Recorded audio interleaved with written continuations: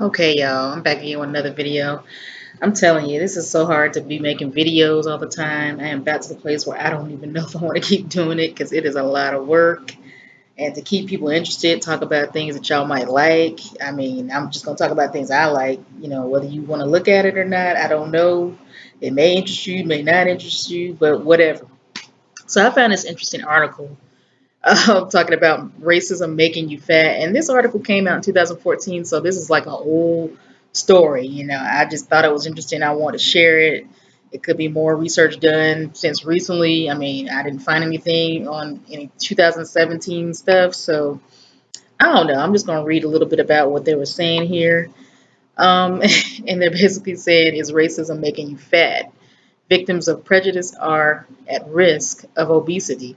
And it's basically talking about African American black women, and a lot of us have been, we're like the highest rate of in having obese issues, being overweight in America, probably around the world, So we always get picked on by our counterparts talking about how we need to drink more water, need to exercise more, need to eat better. And so I hear all that stuff. I'm doing the best I can to eat better. I've been doing more exercising when I can get to the gym. I try to exercise at home, So yeah, I mean, and I grew up in a household where I ate cakes and pies, so I got to really be careful because, excuse me, my mother died of having pancreatic cancer, so in 2015. So yeah, this hits close to home. I have to definitely be careful with the way I eat and take care of myself a lot better now because I'm getting close to my 40s. So yeah. So anyway, I'm not gonna really read this article. I'm just gonna talk a little bit about what they were saying here. They're saying researchers found relationship between racism and obesity was strongest among women who were frequent victims of prejudice. The study was based on the Black Women's Health Study, which enrolled 59,000 African American women in 1995 and has followed them since. Workplace and community based programs to combat racism are an important component to strategies to prevent obesity, so they say. So, at this time when this article was done, I'm pretty sure they were just doing like, picking different people out of the population, stuff like that. And for those of you that have had statistics or whatever, I did that in college. They talk about, random numbers and stuff like that and different, population counts that they use or whatever. So they probably took just a random amount of people and surveyed them and all this other stuff, and obesity, it can be hereditary. It can be just not giving a crap, what you eat, what you do. And with the food choices that we have today, it's ridiculous. Fast food is not good for you. They serving you all that fake food and stuff. We don't know what we eat half the time, but it's cheap and it's free. And it seems like when you eat more healthier stuff, you're spending more money. Fruits and vegetables, they go bad real quick, as you know. You buy stuff like that, you're spending, 20 to 30 to maybe $100 if you're buying a bunch of health food, which a lot of times won't last very long. Now they do have the processed kind that's supposed to be without gluten and all the other stuff. Doesn't mean that it's going to be healthy still. You still, they may find one day that the gluten-free stuff is not good. You need to have some gluten. So, it's always something with researchers and scientists and doctors and all the other stuff. So you don't never know what is going to be, good for you or not. But anyway, I'm gonna read on just a little bit, and it says there are many reasons why an increasing number of people are classified as obese, and now racism could be one of them. So racism contributes to obesity. Okay, maybe it does, because looking at how black women are not looked at as the standard of beauty, it's white women that are. So, and even white women that are overweight, they're still probably looked at as more attractive to most black counterparts, our black men. So, they'll take them over. They'll take white women that are overweight a lot of times over black women. And they'll pick on us. But anyway, that's another story for another time. I think I've discussed that in past videos I did or whatever. But frequent experiences of racism are associated with a higher risk of obesity among African American women.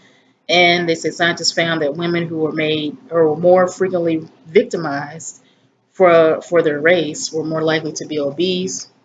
So that's pretty sad, and I just, it's crazy though. And they got a picture of a woman there that's probably got a high BMI, which is BMI is body mass index, way over 100, I can tell, but it's a pretty bad picture. And that's the way some of us women look.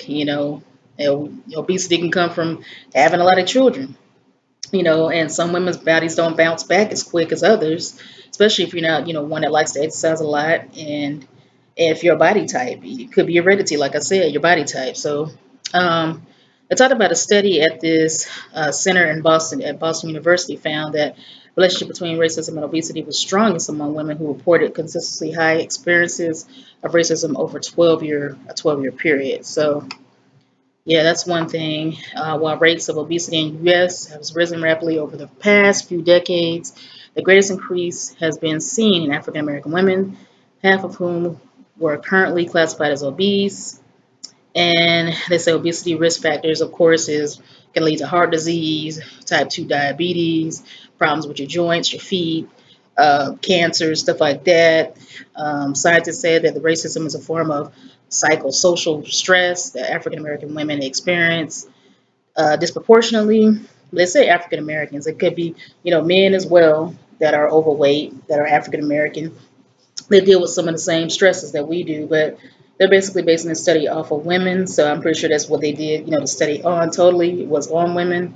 It is thought that experiences of racism contribute to obesity. What they said again, data suggests that chronic exposure to stress can result in dysregulation of important neuroendocrine functions, interactions between the nervous and endocrine systems, which can influence the accumulation of excess body fat. So that's pretty interesting. I mean, I would say stress can lead to a lot of different things, different sicknesses, all kind of diseases and stuff like that, and definitely stress, mental disorders, depression, all the other things. So, stress can lead to a lot of that, and now they're saying racism can too. So I'm pretty sure it can. Um, so basically, they were talking about the participants that were asked in 1997 and in 2009 to rate the frequency of everyday experiences of racism, such as receiving poor service in restaurants, if they have been treated unfairly because of their race in their job, in housing, or by police. And of course, police profiling, racial profiling, we've definitely gotten a lot of that, especially our men, but and women as well. Women are getting, black women are getting beat down and killed by the police. Just as I feel, maybe not as much as the men, but we're targeted as well. So we definitely have to look at that situation and racism, being a contributing factor to, dealing with these things. As said, researchers that analyzed the results of women under the age of 40 in 2009 because most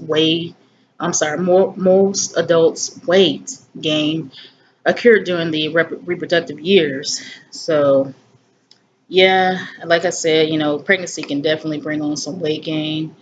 Some women just don't lose it as quickly, some do. It just depends on your heredity. And then they talked about here, I was looking at this one time talking about, are we born racist? Children as young as 7 make judgments, and that's true. I was reading that earlier.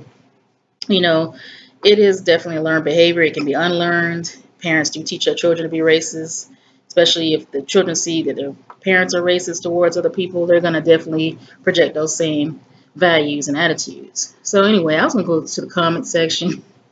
And people are just so crazy. It could be like just white people trolling or probably black people trolling. Who knows? It's just guys because you can't see their faces on these comments. But somebody said, why? No wonder Oprah so angry at white America. We've been making her fat all this time. Okay. And somebody, of course, they probably shared it because it's like down here twice. No, eating too much does. I guess that contributes to racism. And somebody else said lack of self-discipline, laziness, and the blame everything but me culture. And I'm talking about the UK because this article was based in the UK. United Kingdom has adopted the only things that make people fat. Now, I used to live in the UK because my husband's military, so we were stationed over there for like 3 years. I didn't really see many overweight people because they walk a lot all over there, and we walked a lot too, even though they got cabs and double decker buses and all the other stuff.